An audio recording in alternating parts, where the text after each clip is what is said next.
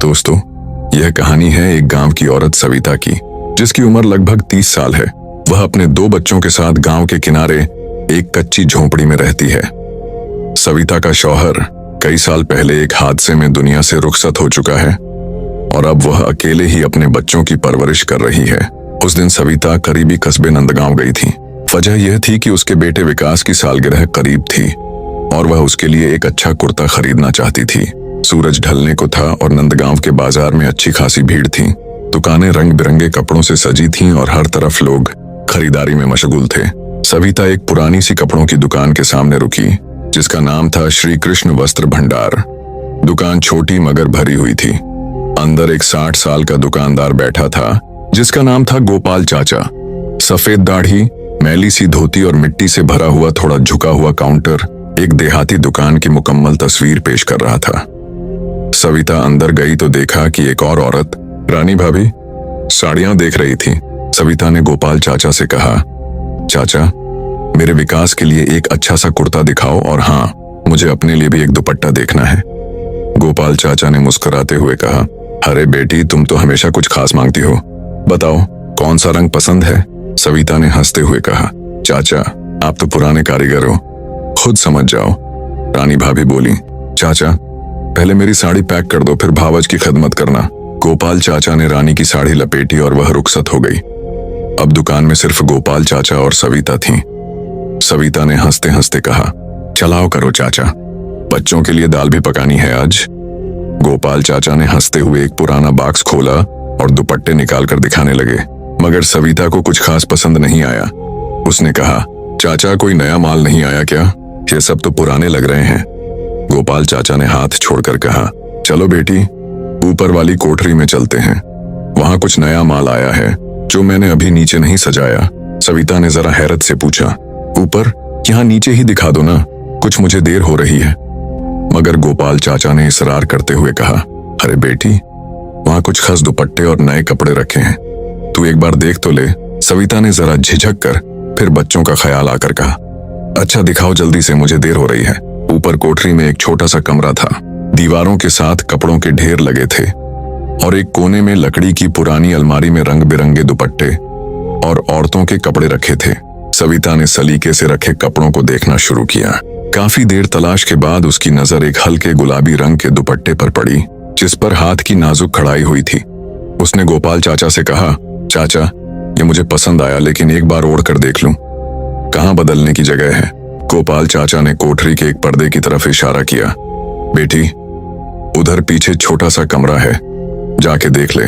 सविता अंदर गई, दुपट्टा ओढ़कर देखा और वापस आ गई।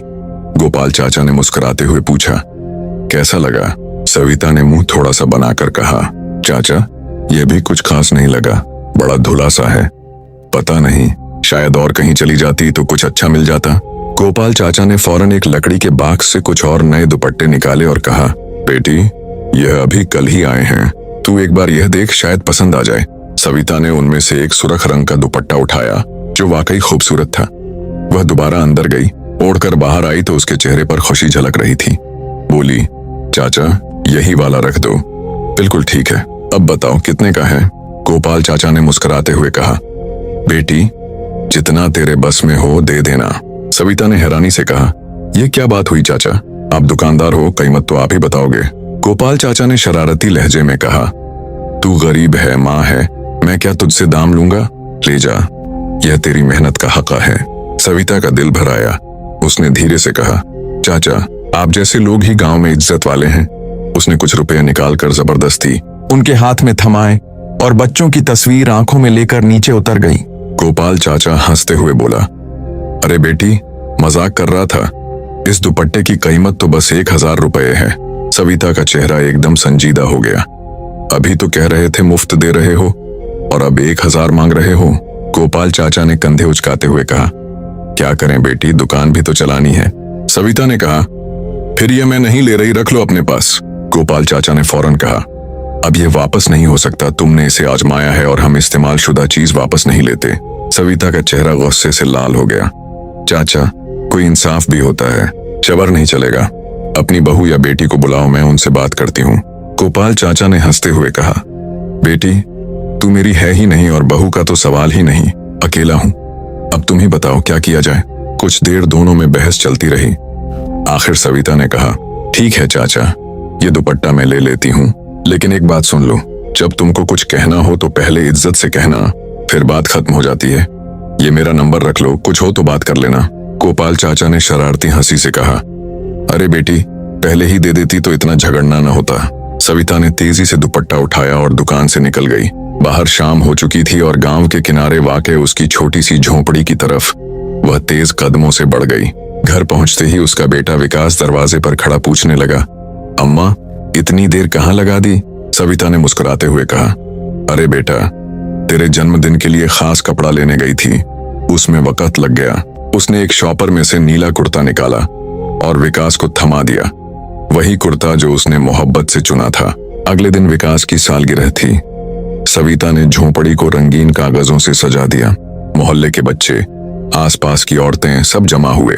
कुछ ने मिठाइयां लाई, किसी ने हारमोनियम बजाया और सबने तालियां बजाकर गीत गाए। इसी खुशियों के लम्हे में सविता के फोन पर घंटी बजी। नंबर देखकर वह चौंकी। गोपाल चाचा का फोन था। सविता ने चिढ़कर कहा, आज तो छोड़ दो चाचा, आज मेरे बेटे की सालगिरह है, नहीं आ सकती। गोपाल चाचा ने इसरार किया, बेटी, तूने तो कहा था जब बुलाऊंगा आएगी। सविता ने हल्की सी मुस्कुराहट के साथ कहा, माफी चाहती हूँ चाचा, आज नहीं, कल बात करना तो जरूर आऊंगी। कुछ देर की बहस के बाद गोपाल चाचा मान गया और सविता दोबारा खुशियों में शामिल हो गई। उस छोटी सी झोंपड़ी में उस दिन खुशी, रोशनी और मोहब्बत का रंग बिखर गया। अगले दिन सुबह गोपाल चाचा का फोन दोबारा आया। इस बार सविता ने तन्हा जाने का फैसला नहीं किया और अपनी सहेली मीना को साथ ले गई। दोनों नंदगांव बाजार पहुंची और जैसे ही दुकान में दाखिल हुई, गोपाल चाचा ने हल्के से चौंक कर कहा, अरे बेटी, मैंने तो तुमको अकेले बुलाया था, ये कौन साथ आई है? सविता ने हंसते हुए जवाब दिया, यह मीना है, मेरे साथ आई है। कुछ कपड़े देखने हैं, तुम इसे कपड़े दिखाओ, मैं ऊपर जा रही हूँ जहां तुमने कल बुलाया था। यह कहकर सविता ऊपर चली गई। मीना दुकान में रुकी रही। गोपाल चाचा ने उससे पूछा, बेटी, तुमको क्या देखना है? मीना ने कहा, चाचा, मुझे एक अच्छी साड़ी या कुर्ता दिखाओ, कुछ खास हो तो बताओ। गोपाल चाचा ने कई कुर्ते निकाल कर दिखाए, मगर मीना को कुछ खास पसंद नहीं आया। उसने हल्के से कहा, चाचा, सुना है ऊपर कुछ बेहतर कपड़े रखते हो, नीचे क्यों नहीं रखते? गोपाल चाचा ने मुस्कुराते हुए कहा, ऊपर जरा जगह कम है, इसलिए खास कपड़े वहीं रखते हैं। आओ ऊपर चलते हैं। ऊपर पहुंचकर वह मीना को कपड़े दिखाने लगा।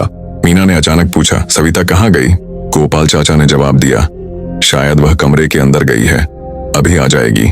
कुछ ही देर में सविता कमरे से बाहर आई। वह थोड़ी थकी हुई लग रही थी। उसने कहा, चाचा, तुमने देर लगा दी, इसलिए मैं अंदर बैठ गई। गोपाल चाचा ने जरा संजीदगी से कहा, सविता बेटी, मैंने तुमको आज सिर्फ कपड़ों के लिए नहीं बुलाया था, मैं कुछ और कहना चाहता हूँ। सविता चौंक गई। क्या मतलब चाचा? गोपाल चाचा ने नजरें झुकाकर कहा, बेटी, मैं कई बरसों से अकेला हूँ और तुमको देखकर एक अजीब सा सुकून महसूस होता है। अगर तुम चाहो तो मैं तुमसे शादी करना चाहता हूँ। सविता हैरान रह गई। उसकी आंखों से एक लम्हे को जैसे नैन दूर गई। वह खामोश रही, फिर बोली, चाचा, तुम बहुत अच्छे हो, लेकिन मैं अभी यह सब नहीं सोच सकती।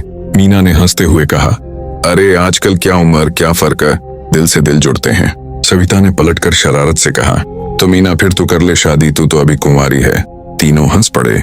उस हंसी में गांव की सादगी, जिंदगी की तलखी और रिश्तों की मासूमियत छुपी थी।